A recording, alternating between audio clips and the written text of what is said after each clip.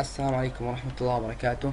إن شاء الله اليوم نقدم لكم شرح إنشاء فيديو ببرنامج الموف ميكر المونتاج صغير.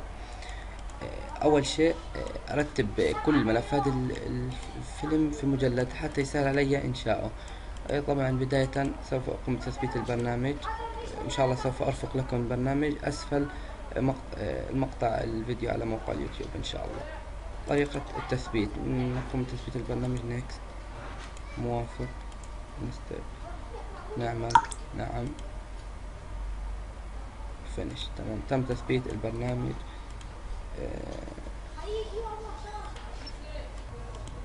تمام، هذا هو اختصار البرنامج، نجده في قائمة ابدأ في كافة البرامج.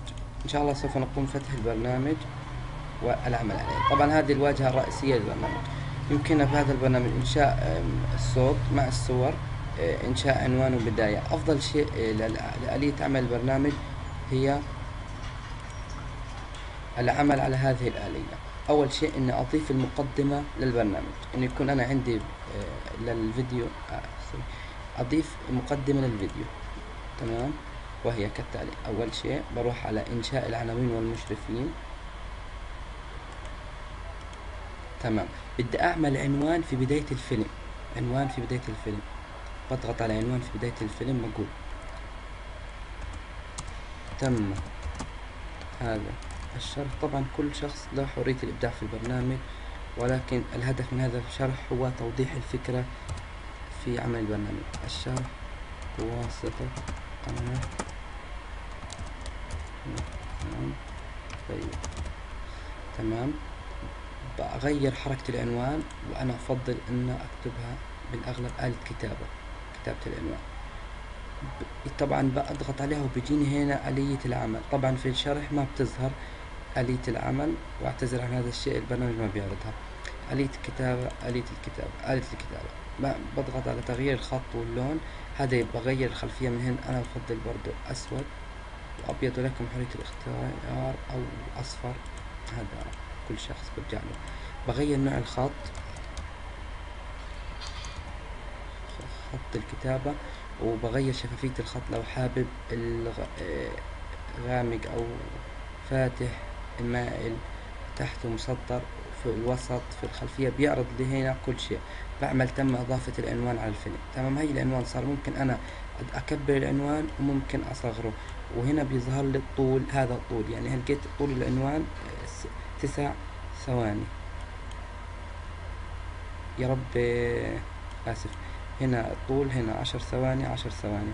لو أنا جيت هنا هذا لكن ثابتة، هو يبقى هنا الطول الأصلي، وهنا الطول اللي أنا واقف عليه.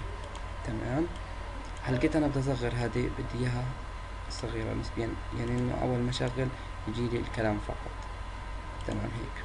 هل لقيت بجيب الصور، بستورد الصور، استيراد الصور. بروح على لحظة، بروح على مجلد الصور اللي أنا محتاجهم. بضغط هيك كليك يمين، ما في تحديد الكل. علشان أجيب الصور مرة واحدة بضغط كنترول على الكيبورد، كنترول وحرف ال A. تمام، بعمل استورد الصور. أو ممكن أنا أجيب الصور هذه الطريقة، أقوم بتحديد الصور، أسحبهم في البرنامج وألقيهم في هذه الساحة. ما بدنا إياه هيك، نفذ استيراد الصور. تمام، لقيت بدي أستورد الصوت في نفس المجلد. الصوت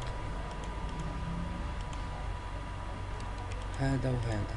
لو بدي أحدد اثنين مع بعض بضغط كنترول وبضغط على أي شيء بدي أحدده. كنترول، زر الكنترول على الكيبورد، وأضغط أي شيء بدي أحدده. لو بدي أحدد الكل ممكن أضغط كنترول وأحدد كل شيء. تمام، فأنا بضغط الصوت هيك، وبدي أستورد الفيديو كمان، وبعمل استيراد عشان يظهر لي كل شيء. بحط، ممكن أصلا أسحب كل شيء مرة واحدة، فيديو صوت كله ينتقل، ولكن حلقيت أوضح السبب هيك. بعمل استيراد. لاحظنا انه الفيديو انتقل لمكان جديد. كيف بدنا نوصل للملفات الاخرى؟ عند المجلدات، المجموعات هذه بنضغط هنا المجموعات، بظهر لي الاصلي، واي شيء، اي مجلد فرع بيكون تحت هذا. فكنت ارجع للمجموعات. بعد ما حضفت المقدمة انا خلاص مش محتاج اضيف معها كلام، يعني المقدمة منها فيها الكلام ومنها فيها كل شيء. باجي على بعد المقدمة، لقيت أنا بدي أجيب الصور هيك، هذه صورة شجر. فكرتي أنا حاليا، فكرتي إني أنا بدي أصمم فيديو إنه كل ما تيجي صورة شجر يجيني صوت شجر، لما تيجي صورة مي ماء هيك تجيني صوت الماء. طبعا وأنا بشتغل ما راح يجي مساحة العمل اللي هو الفيديو أثناء البث، ولكن حيظهر لكم هين إنه أنا حاطط صورة شجر هيك، صورة شجر مية. تمام، أنا الفكرة، وهذه الماء. يبقى انا بدي اضيف ايش؟ بدي اروح الحين اجيب اول شيء، بدي احط بعدها شجر، بعد الصور بعد المقدمة شجر. هذه طبعا لو كان حد ظهر له هذه الساحة، فانا خلينا على اظهار الفترة الزمنية، خلينا على الفترة الزمنية اللي بتبين لي انا بالثانية كم بدي اضيف، حتى اضيف الصوت والصورة. طبعا هذا الفيديو ممكن يكون مصغر، لقيت نحكي فيها 4 5 6 7 8، ما بدي 19 مكفي، واستوردهم هنا. تمام، لقيت هذه ايش الصورة؟ شجر، هي الاولى شجر، اول 3 صور شجر. طيب بدي اجيب صوت الشجر واحطه تحتيهم. طبعا حتى البرنامج ما يعلق معنا ويصير عندنا مشاكل، بقوم انا بضغط على حفظ المشروع، بضغط عليه، بختار على سطح المكتب، بختار مشروع طبيعة، اي اسم من واضغط حفظ، حتى انه كل ما اعمل خطوة اعمل حفظ، حتى لو علق البرنامج لو صار في اي خلل وانغلق عملي لا يستجيب، كتير بصير منه لا يستجيب البرنامج، ففورا بروح اعمل استراد او يعني فتح المشروع من سطح المكتب. تمام، لقيت انا بدي اضيف انتقالات للفيديو. قلنا انه اول شيء بضيف المقدمة، حتى هذه لقيت حتفهموا على الاشي هذا. بعدين بضيف الصور مرتبة والفيديو. عندي هنا صور.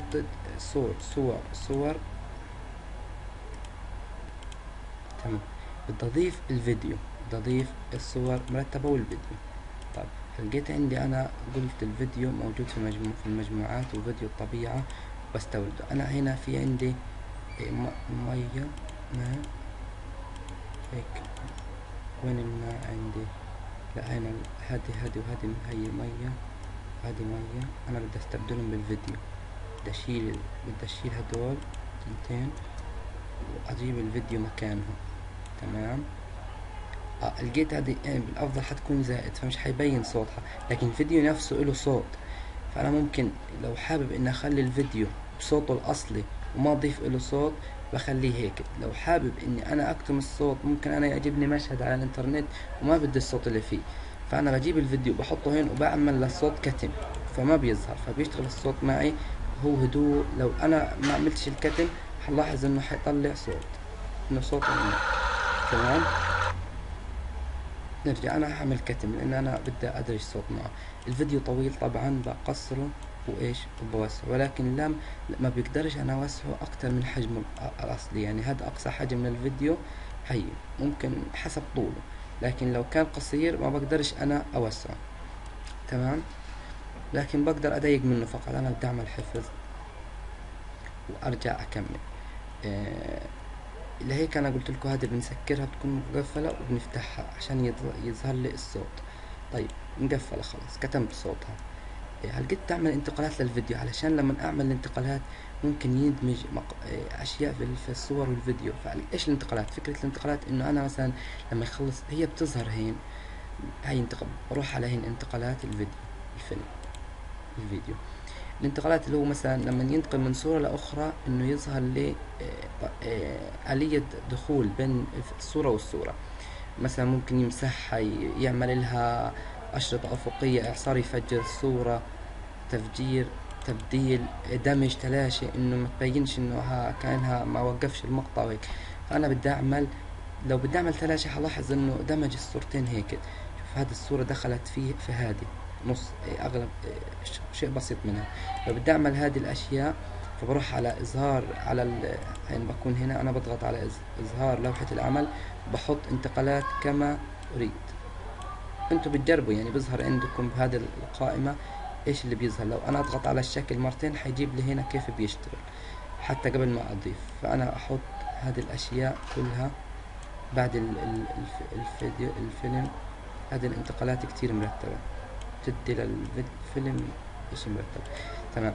لقيت انا عندي كمان شيء اسمه تأثيرات الفيديو. التأثيرات انه مثلا ممكن انا احط شكل قديم على الفيلم، هذا بتنضاف فين؟ انه اول ما يجيني هذا الشكل بصير الفيلم قديم، عمر الفيلم انه قديم، بجيب لي عليه بعثرة هيك، هيك هذه. او ممكن انا عمر الفيلم برضو اقدم، ممكن انا اعمله انه هي كاتب الوان مائية، يعني مبين عندي كل شيء. انا بقعد اجرب واتعلم، مش شرط اني اشرح كل شيء، انه كل واحد بجرب اللي هو بده اياه. انا مش حضيف لك كل شيء، خليني اضيف بس حتى يبين في النهاية. تمام، هي ضفت كل شيء، اعمل حفظ، ضفت كل شيء وخلص. هلقيت انا بروح اضيف الصوت، حتى اني اضيف الصوت للاشي، للفيديو. بروح على المجموعات اللي هي من هنا المجموعات، صوت الشجر. انا عندي هين صوت الشجر، هذه صورة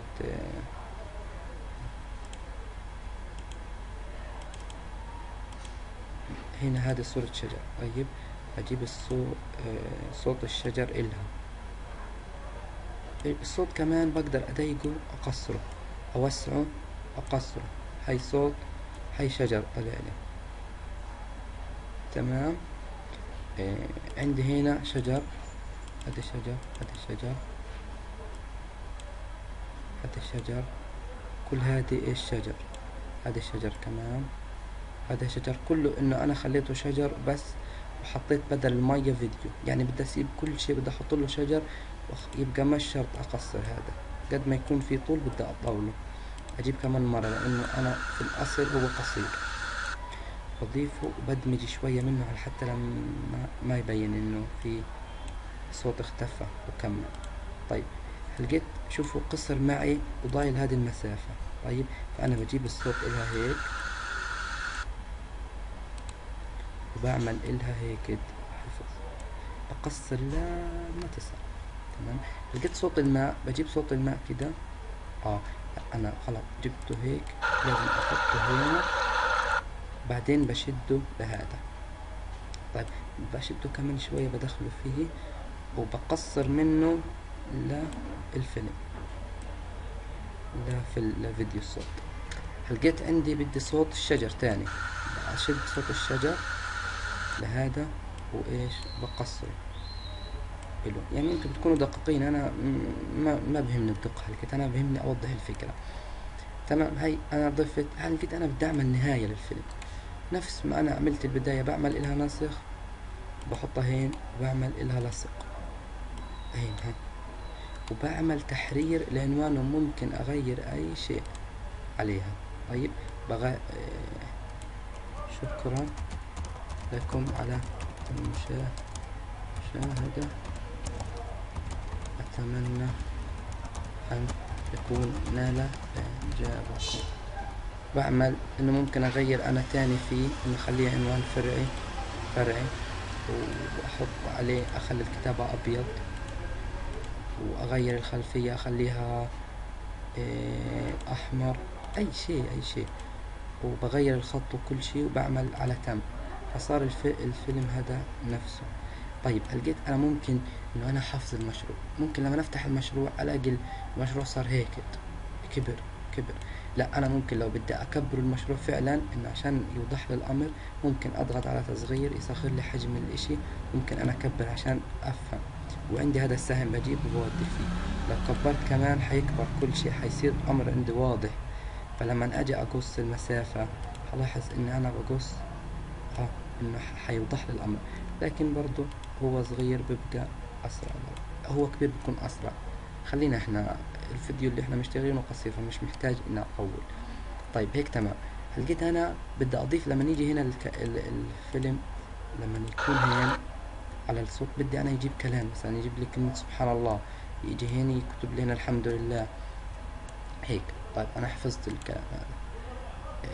ممكن انا كمان البداية تكون، ممكن انا ما يكونش عندي البداية هيك، ممكن انا يكون عندي البداية فيديو، مثلا فيديو، ويكون على الفيديو كلام. هذا لقيت هتفهموه، سواء فيديو صوت او شيء، اي شيء بدا منه. هذا مثلا ممكن نحذفه، ونيجي هين ونروح على المهام، نحط انشاء عناوين المشرفين، عنوان على المقطع المحدد. هذا عنوان على المقطع المحدد، يعني مثلا أنا حددت هين، يبقى أنا بدي عنوان هين، حددت هين بدي هنا كلام، حددت هين بدي هين كلام، حددت هين بدي هين كلام، وين ما أنا حدد بدي كلام، إيش ما يكون في الفيديو. فممكن أنا أضيف هنا إنشاء عنوان على المقطع المحدد، أكتب سبحان الله سبحان الله وبحمده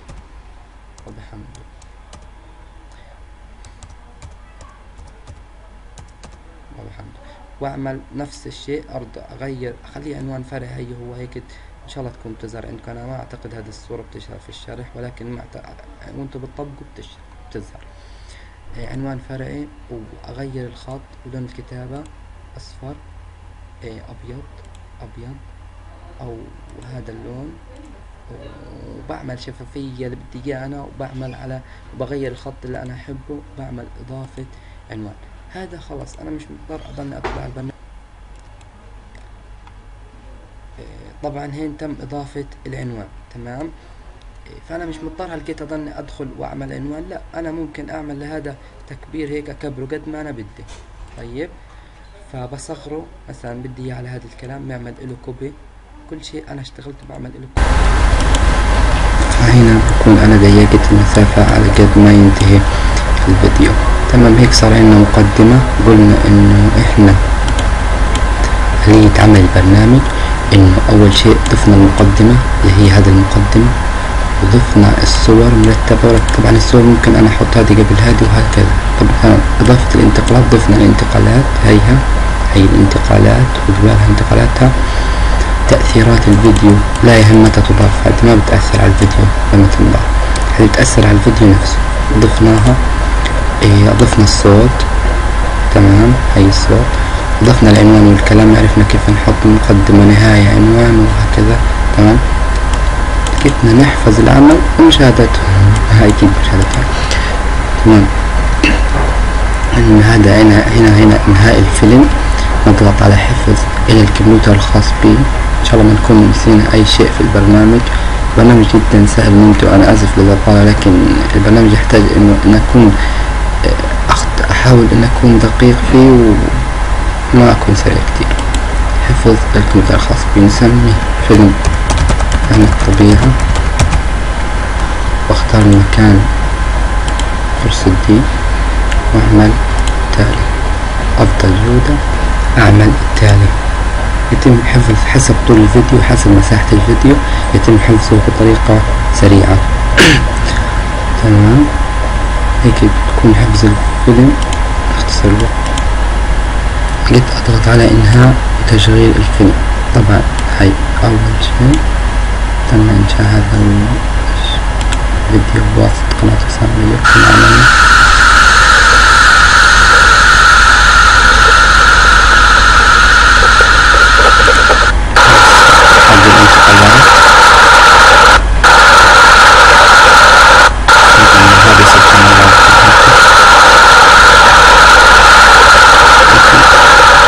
هذا انتقال صوت الشجر. في النهاية والأخير، شكرا لكم على المشاهدة، وأتمنى يكون فيديونا عجبكم.